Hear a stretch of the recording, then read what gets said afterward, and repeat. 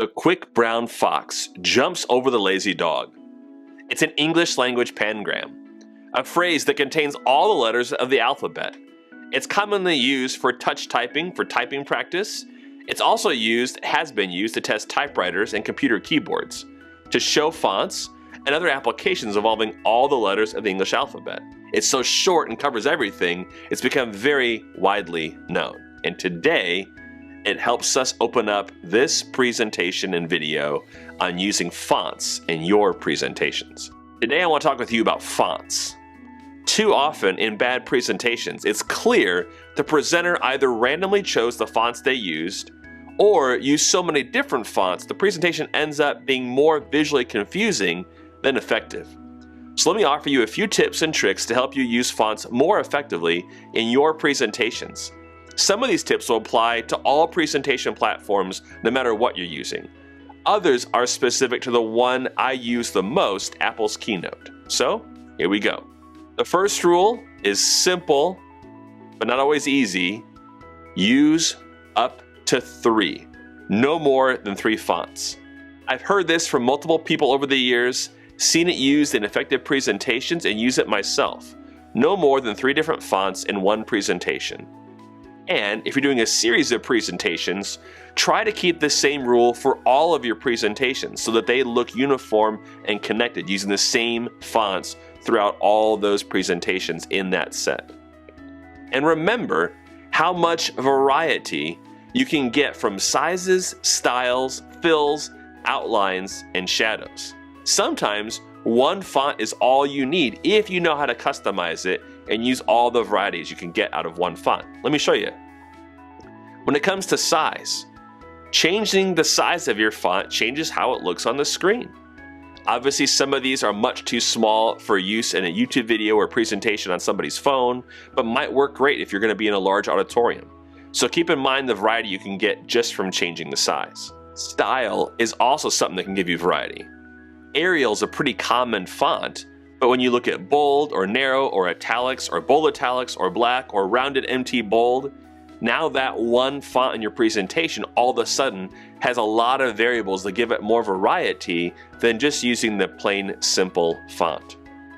If your software offers it, you can create a variety with the same font by changing how you fill the letters.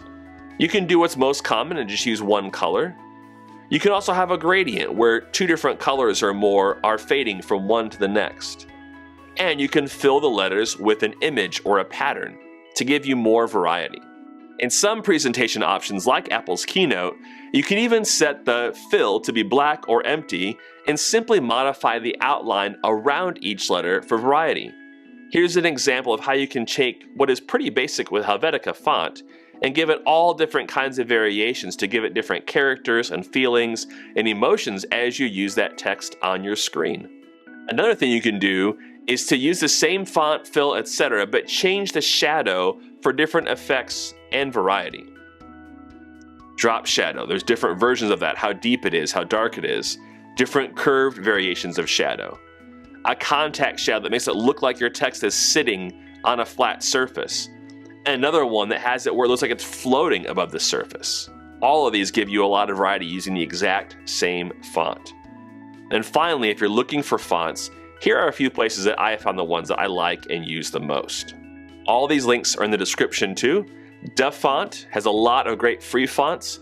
Sometimes I'll even use this to find fonts that someone is working on and then go buy the full font because the samples often are missing key characters or things that I need in that font.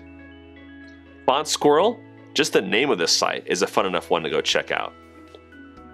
myfonts.com is one of the places I have used the most to purchase fonts over the years. Creative Market is full of resources, but they have a whole section on fonts that I recommend you check out. Hopefully, these tips and tricks will help you develop more effective presentations as you properly and creatively use fonts. I know you hear this all the time, but this is a new channel for me, and so if you like this video, it really helps me out if you click the like button below.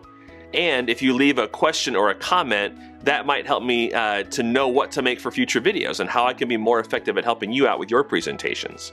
If there's somebody else you know who might benefit from this, please consider using that share button to share this video with them. And if you want to know when new content comes out, consider subscribing to my channel. I hope that the stuff I have here helps you to become a better presentation so that whatever you're sharing, people will not only hear and understand, but take action on what you have to say. Thank you. See you next time.